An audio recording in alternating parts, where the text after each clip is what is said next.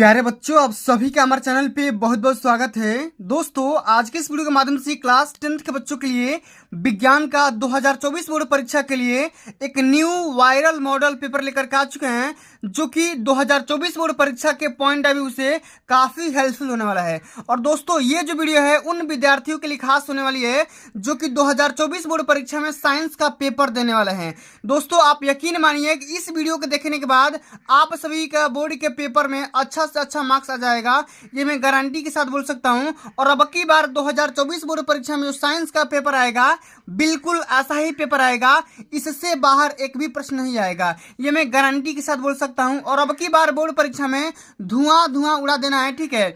और साथियों, इसी वीडियो के माध्यम से हम ये भी जानेंगे कि बोर्ड परीक्षा 2024 में साइंस की कॉपी कैसे लिखें, ओएमआर आंसर शीट भरने का सही तरीका क्या होता है, सब कुछ मैं आप सभी को इसी वीडियो के माध्यम से बताने वाला हूं, सिखाने वाला हूं। और गारंटी दे रहा हूं कि ये वीडियो देखने के बाद आप सभी का बोर्ड के पेपर में 95% मार्क्स फिक्स हो जाएगा। लेकिन इससे पहले आपको इस वीडियो को सबसे ज्यादा मैक्सिमम लाइक पहुंचाना है और मैक्सिमम शेयर करना है। और जितने विद्यार्थी देख पा रहे हैं इस वीडियो को, सबसे पहले तो आप अभी कभी तुरंत इस चैनल को सब्सक्राइब कर लो, साथ में सारे नोटिफिकेशन को ऑन कर लो, ताकि मैं जैसे ही आप सभी के लिए न्यू वीडियो लाऊं तो कि उसका नोटिफिकेशन आपके पास तुरंत चला जाए, ठीक है।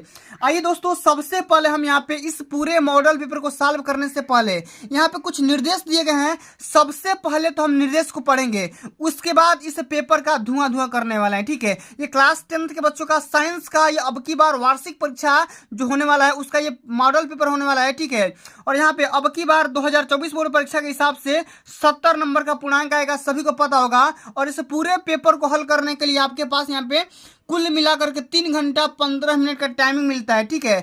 यहाँ पे जो शुरुआती का जो 15 मिनट मिलेगा वो इस पूरे पेपर को पढ़ने का टाइमिंग होता है, ठीक है। तो आइए सबसे पहले यहाँ पे हम निर्देश को पढ़ते हैं कि प्रारंभ के 15 मिनट परीक्षार्थियों को प्रश्न पत्र पढ़ने के लिए निर्धारित है, ठीक है। सबसे पहला यहाँ पे जो निर्देश दिया गया बच्चा कि खंड अ में प्रश्न बहुविकल्पी है, जिसमें 4 उत्तर विकल्प दिए गए हैं, ठीक है। सही विकल्प को चुन करके अपने उत्तर पुस्तिका में लिखना है या ओएमआर आंसर शीट में फिलअप करना है, ठीक है। चलिए आगे समझ लेते हैं कि प्रत्येक खंड जो होगा 3 उपखंड में क में, ख में और ग में डिवाइड किया गया होगा, ठीक है। और प्रत्येक खंड के सभी प्रश्न एक साथ करना जरूरी है।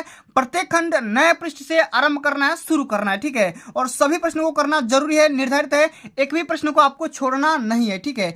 प्रश्नों के निर्धारित अंक उनके सम्मुख दिए गए हैं, यानी कि कौन सा क्वेश्चन कितने नंबर का है उसके सामने अंकित कर दिया गया है, ठीक है। आवश्यकता अनुसार अपने उत्तरों की पुष्टि स्वच्छ एवं नामांकित चित्रों तथा रासायनिक समीकरणों के द्वारा देना है, ठीक है। तो आइए यहाँ पे हम पूरे के पूरे निर्देश को समझ लिया। अब दोस्तों आइए हम पूरे इसके वस्तुनिष्ठ प्रश्न, यानी कि जो भी आपका यहाँ पे बहुविकल्पी है और इसमें जो भी लॉन्ग आंसर है, शॉर्ट आंसर है, सभी प्रश्नों को इसी वीडियो के माध्यम से खत्म करेंगे, ठीक है। आप यकीन मानिए कि इस पूरे वीडियो को देखने के बाद आपका 95% मार्क्स यहाँ पे फिक्स हो जाएगा, ठीक है।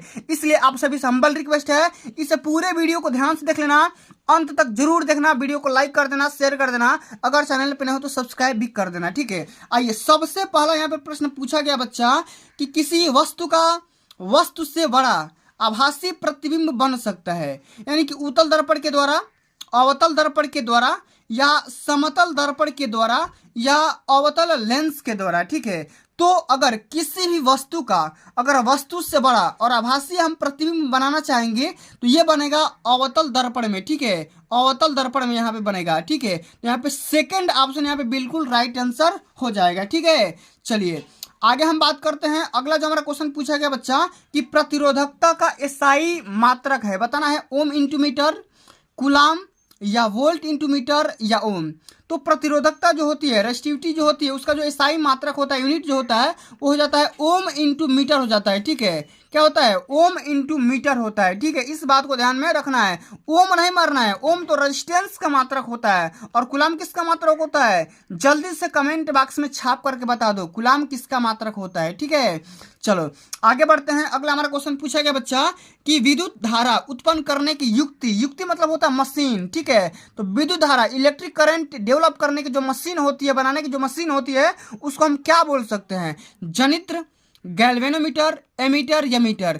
तो विद्युत धारा यानी कि इलेक्ट्रिक करंट उत्पन्न करने की जो मशीन होती है उसको हम जनित्र बोलते हैं, और जनित्र को इंग्लिश में जनरेटर बोला जाता है। ठीक है, जनरेटर बोला जाता है। जनरेटर क्या करता है भैया, ये फ्यूल से क्या करता है, आपका करंट प्रोवाइड करता है। ठीक है, चलिए अगला हमारा क्वेश्चन पूछा गया है कि अभिनेत्र लेंस की फोकस दूरी में परिवर्तन किया जाता है, बताना है किसके द्वारा, पुतली के द्वारा, दृष्टिपटल के द्वारा, पक्षमाभि के द्वारा या परितालिका के द्वारा। तो अभिनेत्र लेंस की जो फोकस दूरी है, ठीक है, फोकल लेंथ जो है उसमें हम चेंज कर सकते हैं, लेकिन किसके द्वारा, पक्षमाभि के द्वारा। यहाँ पे तीसरा जो यहाँ पे आंसर है बिल्कुल राइट आंसर हो जाएगा। ठीक है, जितना क्वेश्चन बता रहा हूँ सभी क्वेश्चन अभी कभी तैयार कर लो, क्योंकि यही सब सारे क्वेश्चन बोर्ड के पेपर में डायरेक्ट छपने वाले हैं। ठीक है, चलो अगला हमारा यहाँ पे क्वेश्चन पूछा गया बच्चा कि किसी गोलीय दर्पण तथा गोलीय पतले लेंस दोनों की फोकस दूरियां -15 सेंटीमीटर है। तो दर्पण तथा लेंस संभवतः है, ये बताना है कि कोई भी आपका गोलीय दर्पण है या लेंस है, ठीक है, पतला लेंस है, अगर दोनों दर्पण या लेंस की जो फोकस दूरी है निगेटिव है, यानी कि माइनस यहाँ पे 15 सेंटीमीटर है, तो दर्पण और लेंस कौन कौन सा हो सकता है, दोनों अवतल, दोनों उत्तल, या एक अवतल एक उत्तल, या दर्पण उत्तल होगा या लेंस अवतल होगा, तो बताना है। तो दोनों ये अवतल हो जाएगा। ठीक है, दोनों अवतल दर्पण भी होगा और अवतल लेंस भी होगा, क्योंकि अवतल लेंस या अवतल दर्पण दोनों की जो फोकल लेंथ होती है, फोकस दूरी होती है, वो हमेशा क्या होती है, निगेटिव होती है। इस बात को ध्यान में रखना है। ठीक है, चलो अगला जो हमारा क्वेश्चन पूछा गया बच्चा, ये एक न्यूमेरिकल है। क्वेश्चन क्या बोल रहा है समझिएगा कि किसी विद्युत बल्ब का अनुमानित अनुमतांक, ठीक है, यहाँ पे दिया गया है 220 वोल्ट और 100 वाट दिया गया है। ठीक है, जब इसे 110 वोल्ट पर प्रचालित करते हैं तब इसके द्वारा उपयुक्त शक्ति कितनी होगी, ये आपको बताना है। तो यहाँ पे देखो वोल्टेज भी दिया गया है और इसका यहाँ पे पावर भी दिया गया है। तो सबसे पहले हम क्या करेंगे, यहाँ पे हम करंट निकाल लेंगे। क्या करेंगे, हम यहाँ पे करंट निकालेंगे। तो करंट निकालने के लिए यहाँ पे क्या कर सकते हैं, सभी को पता होगा कि P इज इक्वल टू यहाँ पे V इंटू आई होता है, और हमारे पास यहाँ पे दिया गया P का मान यहाँ पे 100 वाट दिया गया है, और यहाँ पे वोल्टेज का मान 220 वोल्टेज दिया गया है, इंटू हम यहाँ पे करंट I का मान निकाल लेंगे। तो I का मान दोस्तों हमारे यहाँ पे I1 मान सकते हो। ठीक है, तो I1 का मान यहाँ में हमारे यहाँ पे हो सकता है 100 और बटे में 220। ठीक है, इतना हो गया। इसी प्रकार यहाँ पे देखो वोल्टेज दिया गया है 110 वोल्ट, अगला वोल्टेज, तो हम यहाँ पे कर सकते हैं P बराबर V इंटू आई। ठीक है, I2 यहाँ पे I1 रख देंगे, तो यहाँ पे हमारा क्या हो जाएगा। अब हमें शक्ति का मान निकालना है, और हमें वोल्टेज का मान 110 दिया गया है, और I1 का मान हमने निकाला था 100 और बटे में 220। ठीक है, तो हम यहाँ पे क्या करेंगे, एक जीरो से एक जीरो कैंसिल आउट, और 22×5 हमको पता है कि 110 होता है, और 5×10 क्या हो जाएगा, 5×10 50 वाट आंसर हो जाएगा। ठीक है, जो हमारा शक्ति का मान होगा वो 50 वाट हो जाएगा। यहाँ पे हमारा जो तीसरा जो यहाँ पे ऑप्शन दिख रहा है ये बिल्कुल राइट आंसर हो जाएगा। ठीक है, तो इसी तरीके से आप सभी को आंसर निकाल भी लेना है। ठीक है, चलो अगला जो हमारा क्वेश्चन पूछा गया बच्चा कि वैद्युत मोटर परिवर्तित करता है, क्या करता है भाई, किससे किसमें करता है, बताना है।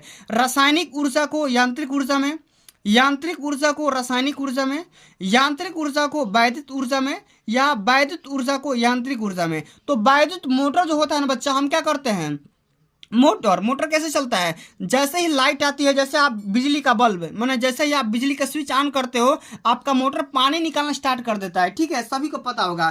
तो ये क्या करता है, मोटर किसमें से किसमें चेंज करता है दोस्तों, ये हमारा जो मोटर होता है ये रासायनिक जो भी हमारा होता है, ठीक है, जो हमारा वैद्युत ऊर्जा होता है, ठीक है, एक बात ध्यान से समझिएगा, ये क्या करता है, वैद्युत ऊर्जा को यांत्रिक ऊर्जा में कन्वर्ट कर देगा, यानी कि इलेक्ट्रिकल एनर्जी को मैकेनिकल एनर्जी में चेंज कर देगा। ठीक है, जो भी हमारा मोटर होगा क्या करेगा, इलेक्ट्रिकल एनर्जी को मैकेनिकल एनर्जी में चेंज कर देगा। चौथा ऑप्शन हमारा बिल्कुल राइट आंसर हो जाएगा। ठीक है, चलिए अब हम आगे बढ़ जाते हैं। उपखंड सेकेंड में क्वेश्चन बोला गया है कि Zn प्लस CuSO4, ठीक है, H2 यहाँ पे बोला गया है कि ZnSO4 प्लस Cu रासायनिक समीकरण किस प्रकार की है, संयोजन अपक्रिया, विस्थापन अपक्रिया, या द्विविस्थापन अपक्रिया, या वियोजन अपक्रिया। ठीक है, तो ये जो रिएक्शन आप देख पा रहे हो दोस्तों, यहाँ पे देखो Zn का एक यहाँ पे मॉलिक्यूल है तो यहाँ भी एक है, कापर का एक है तो कापर भी एक है। ठीक है, यहाँ पे देखो SO4 यहाँ भी एक है तो यहाँ भी एक है। कहने का सेंस यहाँ पे है कि जितने भी यहाँ पे मॉलिक्यूल्स या एटम लेफ्ट हैंड साइड में है, उधर ही यहाँ पे क्या हो जा रहे हैं, राइट हैंड साइड में विस्थापित हो जा रहे हैं। इस वाली क्वेश्चन को हम बोलेंगे विस्थापन अभिक्रिया। यहाँ पे सेकंड ऑप्शन बिल्कुल राइट आंसर हो जाएगा। ठीक है, चलो आगे बढ़ते हैं। अगला हमारा क्वेश्चन पूछा गया बच्चा कि जल की कठोरता को हटाने के लिए निम्न में से किसका उपयोग किया जाता है, बताना है। बेकिंग सोडा का, धावन सोडा का, या विरंजक चूर्ण का यानी ब्लीचिंग पाउडर का, या प्लास्टर ऑफ पेरिस का। तो जल की कठोरता को दूर करने के लिए हम धावन सोडा का इस्तेमाल करते हैं। सेकेंड ऑप्शन यहाँ पे बिल्कुल राइट आंसर होगा। ठीक है, चलो अगला हमारा क्वेश्चन पूछा गया बच्चा कि निम्न में से किस यौगिक में, ठीक है, OH एक क्रियात्मक समूह है। ठीक है, इसको हम बोलते हैं सिंगल बॉन्ड। क्या बोलते हैं इसको? सिंगल बॉन्ड बोलते हैं। ठीक है, और OH एक क्रियात्मक समूह है, ये बताना है। ये हो जाएगा ब्यूटेनॉल का। किसका? कई बार बता चुका हूँ, ब्यूटेनॉल का। ठीक है, तो जितना क्वेश्चन बता रहा हूँ सभी क्वेश्चन को आप तैयार करके रखो। ठीक है, क्योंकि यही सब सारे क्वेश्चन बोर्ड के पेपर में पूछे जाने हैं। ठीक है, चलो अगला जो हमारा क्वेश्चन पूछा गया बच्चा कि श्याम श्वेत फोटोग्राफी में प्रयुक्त होता है, बताना है। तो श्याम श्वेत फोटोग्राफी में, ठीक है, AgCl आपको प्रयुक्त होता है। AgCl लगा होता है। ठीक है, ठीक है, क्या AgCl लगा होता है। कभी भी पूछेगा कि श्याम श्वेत फोटोग्राफी में किस चीज का हम उपयोग करते हैं, तो AgCl का इस्तेमाल करते हैं। ठीक है, चलो अगला हमारा क्वेश्चन पूछा गया कि मुद्रा मिश्र धातु है। तो मुद्रा जो होता है कापर और यहाँ पे टीन का, कापर और टीन का ये मिश्र धातु होता है, लेकिन इसमें परसेंटेज पूछ दिया है। तो कापर इसमें 88% होता है और यहाँ पे जो टीन होता है आपका 12% होता है। इस बात को ध्यान में रखना है। ठीक है, चलो अगला हमारा क्वेश्चन पूछा गया कि प्रोपेन का आणविक सूत्र बताना है। C2H8 है, इसमें क्या होता है आपको बताना है। कितने सह संयोजक अबंध होता है, कितने बॉन्ड होते हैं, यह आपको बताना है। तो इसमें आप सभी का कुल मिलाकर के देखो, यहाँ पे 8 और 2 कुल मिलाकर के 10 सह संयोजक अबंध हो जाएंगे। इस तरीके से आप सभी को याद रखना है। ठीक है, यहाँ पे देखो 8 और 2 दोनों को जोड़ दो, यहाँ पे कुल मिलाकर के 10 सह संयोजक अबंध बन जाएंगे। ठीक है, कहने का सेंस यहाँ पे है कि C को 2 बार करना है। ठीक है, और यहाँ पे H को 8 बार करना है। ठीक है, इस प्रकार आप H को 8 बार कर सकते हो। ठीक है, यहाँ पे H होगा तो फिर यहाँ पे H, यहाँ पे H इस प्रकार कर सकते हो। ठीक है, इस प्रकार आपको H को यहाँ पे 8 बार करना है। ठीक है, तो कुल मिलाकर के आप देखोगे 2 4 6 8, तो कुल मिलाकर के जो भी यहाँ पे अबंध बनेंगे, जो भी बांड बनेंगे 10 सह संयोजक अबंध बन जाएंगे। ठीक है, इस प्रकार आपको तैयार रखना है। ठीक है, चलो अगला जो हमारा बढ़ जाते हैं उपखंड ग में। क्वेश्चन हमारा बायोलॉजी का है, पूछ रहा है कि गुणसूत्र किस पदार्थ के बने होते हैं। अभी कल ही के वीडियो में मैंने बताया था, जो आपका गुणसूत्र होता है ये आपका DNA और प्रोटीन दोनों का बना होता है। ठीक है, किसका? DNA और प्रोटीन का बना होता है। इस बात को ध्यान में रखना है। ठीक है, चलो अगला हमारा क्वेश्चन पूछा गया बच्चा कि ग्लाइकोलाइसिस की प्रक्रिया संपन्न होती है, किसमें संपन्न होती है बच्चा? ये होती है कोशिका द्रव्य में, कि राइबोसोम में, कि माइटोकॉन्ड्रिया में, कि अंतः प्रद्रवी जालिका में। तो ग्लाइकोलाइसिस की जो प्रक्रिया होती है, जो प्रोसेस होता है, वो कोशिका द्रव्य में संपन्न होती है। ठीक है, अगला हमारा क्वेश्चन बढ़ जाते हैं। पौधों में कायिक प्रवर्धन के लिए कौन सा भाग अधिक अनुकूल रहेगा, ये आपको बताना है। तना, पत्ती, जड़ या प्रकलिका। ठीक है, तो इसमें तना बिल्कुल राइट आंसर हो जाएगा। इस बात को ध्यान में रखना है। ठीक है, चलो आगे बढ़ते हैं। अगला हमारा क्वेश्चन पूछा गया है कि निम्न में से कौन सा मानव में मादा जनन तंत्र का भाग नहीं है। माने ऐसा कौन सा पार्ट है जो कि महिलाओं में, फीमेल में नहीं पाया जाता है। अंडाशय, गर्भाशय, या शुक्रवाहिका, या डिंब वाहिनी। तो देखो यहाँ पे देखो, ध्यान से समझिए, अंडाशय भी पाया जाता है, गर्भाशय भी होता है और डिंब वाहिनी भी होता है। लेकिन ये जो शुक्रवाहिका आप देख पा रहे हो, ये फीमेल में ना होकर कि ये मेल में होता है। ठीक है, इस बात को ध्यान में रखना है। आपसे पूछा गया है कि मादा जनन तंत्र का भाग नहीं है, इस शुक्रवाहिका इज द राइट आंसर होगा। ठीक है, चलो अगला हमारा क्वेश्चन पूछा गया है कि जीवाश्म ऊर्जा का स्रोत क्या है, बताना है। पवन ऊर्जा, सौर ऊर्जा, कोयला, या जल विद्युत। ठीक है, तो जीवाश्म ऊर्जा माने जीवों से प्राप्त होने वाली एनर्जी को हम क्या बोलते हैं? जीवाश्म ऊर्जा बोलते हैं। तो कोयला बोला जाता है कि कोयला जो होता है काफी लंबे पुराने समय के बाद, ठीक है, क्या हुआ था, जीवों के, पेड़ पौधों के दब जाने से, ठीक है, दफन हो जाने की वजह से हमारा कोयला प्राप्त होता है। तो ये हमारा क्या हो गया? एक जीवाश्म ऊर्जा का सोर्स हो गया। ठीक है, स्रोत हो गया। ठीक है, चलो अगला हमारा क्वेश्चन पूछा गया बच्चा कि पवन चक्कियों का उपयोग किन कार्यों को करने के लिए किया जाता है। यांत्रिक कार्य करने के लिए, या रासायनिक कार्य करने के लिए, या दोनों के लिए, या इनमें से किसी के लिए नहीं। ठीक है, तो पवन चक्की का हम इस्तेमाल यांत्रिक कार्य यानी कि मैकेनिकल वर्क को करने के लिए हम करते हैं। ठीक है, सभी को पता होगा। चलो अगला हमारा क्वेश्चन पूछा गया है कि वे पदार्थ जो जैविक प्रक्रम के द्वारा अपघटित हो जाते हैं। ठीक है, अपघटित का मतलब ये होता है विलीन हो जाते हैं, उसको हम क्या बोलते हैं, जैव निम्नीकरणीय, अजैव निम्नीकरणीय या जैव उच्चीकरण या इनमें से कोई नहीं। तो वे पदार्थ जो जैविक प्रक्रम के द्वारा अपघटित हो जाते हैं उसको हम बोलते हैं जैव निम्नीकरणीय। ठीक है, ऑप्शन नंबर हमारा पहला ही बिल्कुल राइट आंसर हो जाएगा। तो साथियों आप सभी ने देखा कि इस वीडियो के माध्यम से मैं आप सभी के लिए जितने भी यहाँ पे मोस्ट इंपोर्टेंट बहुविकल्पी प्रश्न बन सकते थे वहाँ पे मैंने बता दिया। अब आइए हम दोस्तों सबसे पहले फिर एक बार देख लेते हैं कि लघु उत्तरीय और विस्तृत उत्तरीय प्रश्न देख लेते हैं। उसके बाद मैं आप सभी को वीडियो के एंड में बताऊंगा कि बोर्ड परीक्षा में साइंस की कॉपी कैसे लिखना है, OMR आंसर शीट भी दिखाऊंगा कि कैसे भरना है, कौन सी गलतियां नहीं करना है। ठीक है, अगर आप यकीन मानियो, ठीक है, ये वीडियो देखने के बाद आपका 95% मार्क्स फिक्स हो जाएगा। अब की बार हमारा टारगेट भी है, ठीक है, जब तक तोड़ेंगे नहीं तब तक छोड़ेंगे नहीं। ठीक है, चलिए अगला हमारा क्वेश्चन यहाँ पे पूछा गया है कि दूरदृष्टि दोष किसे कहते हैं, यह किन कारणों से होता है, इस दोष के निवारण के लिए किस प्रकार का लेंस प्रयुक्त किया जाता है, किरण आरेख द्वारा समझाइए। इस क्वेश्चन को आप अभी कभी तैयार कर लो। ठीक है, या प्रीवियस वीडियो के माध्यम से देखोगे तो मैंने इस क्वेश्चन को करवा भी रखा है। दूरदृष्टि दोष किसे कहते हैं, इसमें देखो दूर की वस्तु दिखाई तो देती है लेकिन नजदीक की वस्तु दिखाई नहीं देती है। ठीक है, ये इसमें क्या होता है भाई, इसमें क्या होता है, आपका जो रेटिना होता है उसका साइज कम हो जाता है। ठीक है, तो इस लेंस का हम उपयोग आराम से बताना है किस लेंस का उपयोग कर सकते हैं। ठीक है, आपको बता देना है। अगला हमारा क्वेश्चन पूछा गया है, न्यूमेरिकल है कि प्रकाश के परिवर्तन का नियम लिखिए। जो ही प्रकाश का परिवर्तन का जो 2 नियम होता है उसको सबसे पहले लिखना है। और यहाँ पे एक क्वेश्चन पूछा गया है कि 20 सेंटीमीटर वक्रता त्रिज्या वाले अवतल दर्पण के सामने, ठीक है, 2 कंडीशन है कि 5 सेंटीमीटर दूरी पर और 15 सेंटीमीटर दूरी पर कोई वस्तु रखने पर प्रत्येक कंडीशन में प्रतिबिंब कहाँ पे बनेगा और कैसे बनेगा, यहाँ पे V का वैल्यू कैलकुलेट करना है, V1 V2 का मान यहाँ पे कैलकुलेट करना है। आसानी से कर सकते हो, सभी को पता होगा कि दर्पण का सूत्र क्या होता है, 1/V + 1/U = 1/F होता है। उसी के अकॉर्डिंग आप कर सकते हो, कोई दिक्कत की बात नहीं है। चलो ये क्वेश्चन बोर्ड के पेपर में 4 नंबर में पूछा गया है। ठीक है, चलो अगला हमारा क्वेश्चन पूछा गया है कि विद्युत विभवांतर की परिभाषा और मात्रा यहाँ पे लिखना है। ठीक है, वोल्टेज का मात्रा क्या होता है, परिभाषा क्या होता है, ठीक है, इसके बारे में लिखना है। और यहाँ पे अगला हमारा क्वेश्चन पूछा गया है कि 10 ओम, 20 ओम और 30 ओम के प्रतिरोधों को यदि समांतर क्रम में जोड़ेंगे और श्रेणी क्रम में जोड़ेंगे तो दोनों का समतुल्य प्रतिरोध यहाँ पे क्या होगा, ठीक है, बताना है। ठीक है, तो इतने सारे प्रश्नों को आप सभी को तैयार करना है।